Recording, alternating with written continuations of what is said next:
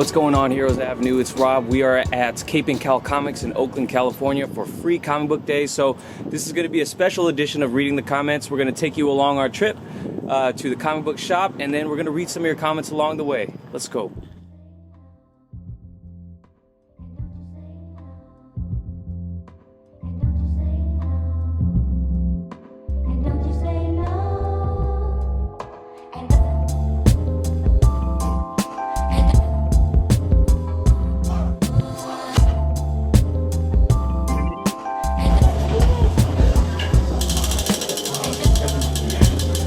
So we got TV movie swag.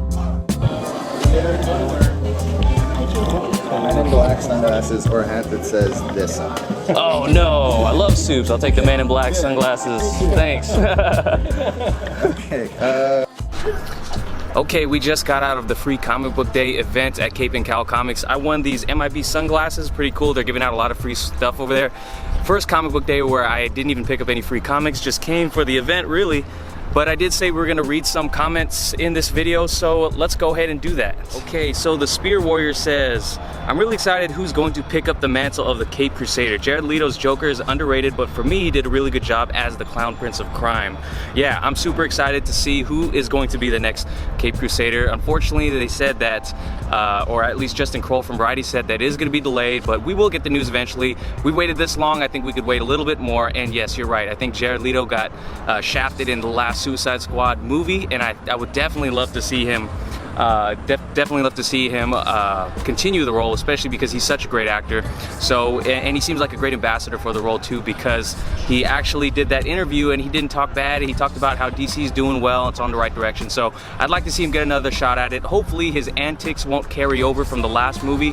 I think actors will like to work with him more if his antics weren't so incredibly crazy. So we'll see. I'm definitely excited to see Jared Leto continue to play the Joker if we get a chance to see that. Riley Gallagher says, I want to see Jared Leto kill Jason Todd and then Batman punch his teeth in. Then we can see a present day Batman, Ben Affleck, in the Death of the Family comic adaptation movie. That would be pretty cool to see. Unfortunately, I don't think Ben Affleck is coming back in the role. You know, he made a lot of effort just to announce that he is leaving the role. So I'm pretty sure Ben Affleck's done, though that would be cool to see. And it would definitely be cool to see a Death in the Family storyline.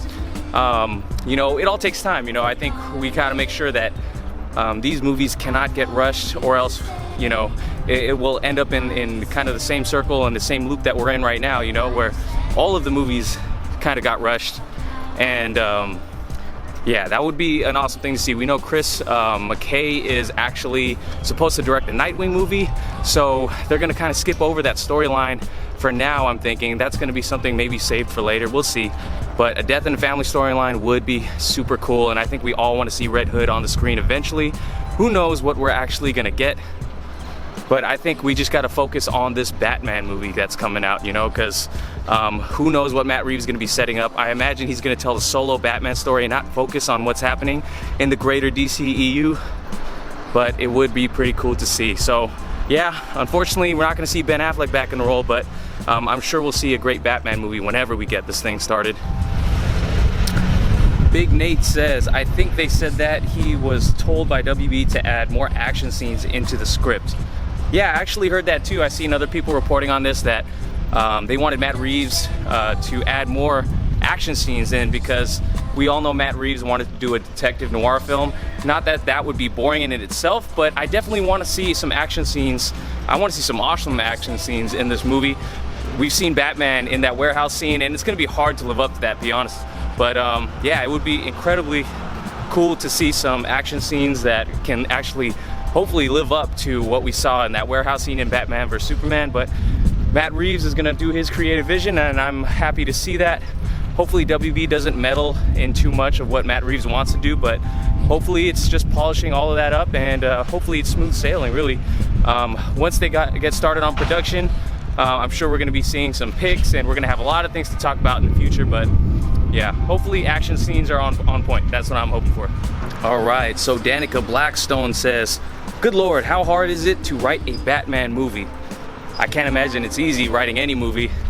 especially when you got to live up to the Batman movies that have come before you. You know, Christopher Nolan made a masterful trilogy and probably one of the greatest comic book movies of all time, if not the greatest, in The Dark Knight. So I imagine there's a lot of pressure on Matt Reeves to do this right and to do something new that no one's seen before. Okay, we're back in the car, headed home, headed to go get something to eat. But let's go ahead and finish off reading some of your guys' comments. By the way, if I didn't let you guys know earlier on in the video, we picked up some cool stuff at the comic shop. I had a budget. I had to make sure that I don't buy more comics than I can actually read. I'm so behind on comics already. I picked up Justice League. Picked up the latest Justice League. I picked up Mr. Miracle, the Tom King run. Everyone's been telling me good stuff about Mr. Miracle, and I don't know a lot about this character. I don't know if you guys have been following at all, but let me know your thoughts on Mr. Miracle down below. We picked up a Cape and Cowl t-shirt, and then we picked up a Shazam pop. Had to add Shazam in there. The only problem with getting this is that I might now have to buy the entire family. So if they added there, I probably would have picked them all up. So, okay, back home. Thank you guys for coming on that trip with me. I wanted to go ahead and read a few more comments before we end off this video for Free Comic Book Day, May the 4th. A lot of things happening today, but let's go ahead and read a few more comments. So this first comment I want to read is from Shin, aka Cage. I'm saying this really wrong. If you're watching this, Shin, let me know. Break that down how I'm supposed to say your name, because you definitely are in our comments a lot, and I appreciate it. So he says, I disagree about Gustin. I believe he could totally be Flash in the movies. He's great in the role, and he can adapt to the scripts. He's a good actor. There's people on that thread who disagree with him. There's people who agree with him. But one of the other things Shin points out is that at least he doesn't run like he broke his back and hips and had them reattached. Dude, he goes on. It's pretty funny what he says, and I totally forget about the fact that Ezra Miller's Flash runs incredibly awkward. It doesn't make no sense, you know, and I don't know if he was trying to do something unique because the Flash is so fast that he doesn't have to run with such proper form. I don't know what's going on. I do think that needs to change in future movies because no one runs like that.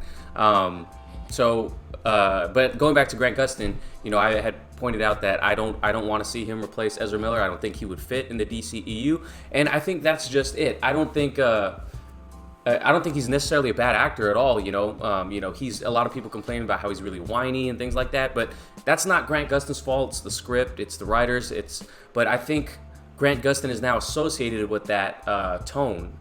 So I don't want to see that tone or a Grant. I wouldn't be able to take him out of if you put him into the context of the DCU, I just don't think it would work. I'm going to keep remembering how he is in this TV show. It'll be hard for me to separate that. But yeah, I mean, I have nothing against Grant Gustin or his acting abilities or anything like that. But hey, you know, you're entitled to your opinion, and I see people agree with you, and there's other people who don't, and that's all good. So let's move on to another comment. MGS Big Boss 77. Always love your comments. Always have something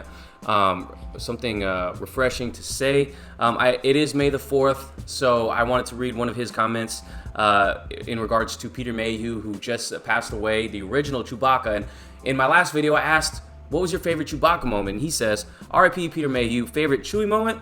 So many to choose from. Did like Chewie throwing the stormtroopers around in Empire as Han is being lowered into the carbonite chamber. Chewie taking over the AT-STs with 2 Ewoks in Return of the Jedi, yeah. And Han telling C-3PO in the Millennium Falcon not to upset a Wookiees due to them ripping people's arms out. And then Chewie then poses with his arms behind his back of his head like this. Yeah, I remember that scene. Absolutely love Chewie, man. Star Wars wouldn't be Star Wars without this character. And as far as my favorite Chewie moment, yeah, there's too many. You listed off some good ones right here, and I definitely think the one that automatically comes to mind when I think of Chewie is him doing the pose you were just talking about in the original Star Wars movie. So yeah, man, Chewie, that is Han's right hand, and I hope they do him justice in this last Star Wars movie. You know, we got to see him in the trailer flying with Lando, so that's going to be cool. Hopefully, I know it's going to be a lot of fan service, but sometimes fan service is good, right? So hopefully they do him right in this last movie, and hopefully we get some sort of cool tribute to Chewie, Peter Mayhew as an actor in somewhere in the credits for the next movie. Nightfall 182 says DCFU equals DC failed universe. And the third's pretty funny. Someone says, like your life, right? And he says, and then someone down here, and is what I want to point out, Liban Ali says, good effing, I effing hate connected universes. I need DC to pull off amazing independent stories. So, yeah, I don't know how you guys feel about this. You know, DC is still on it. It's still trying to crack this shared universe, though they are kind of moving towards focusing on making good scripts, good movies before, so they're not putting the universe before the movies, and something that should have been happening in the beginning anyways. But I don't know how you guys feel about this. Are you guys feeling that, hey, I'm okay if they just go the route of independent movies, independent solo stories, or maybe its own separate worlds, as they're wanting to call it now, the worlds of DC? Are you guys okay with that, or do you think they need to make sure that they tie this universe together? Me personally, I do love my single stories. I do love the solo stories and one-off stories like they are going to do with the Joker. At first, I was a little hesitant when they announced the Joker, but when I'm seeing it now, I'm totally all for them doing these offshoot movies that take place in a different universe. But I do want to see a shared universe myself.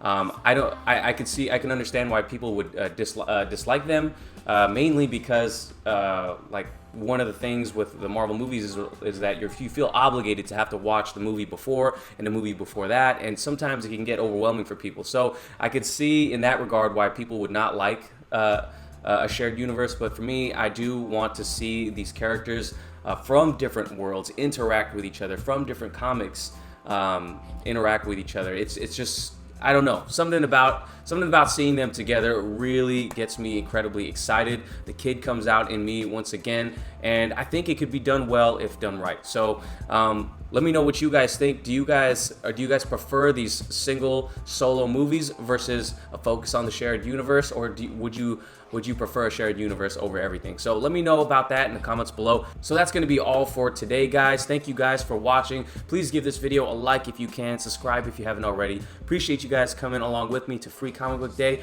May the 4th be with you. Catch you in the next video. Peace.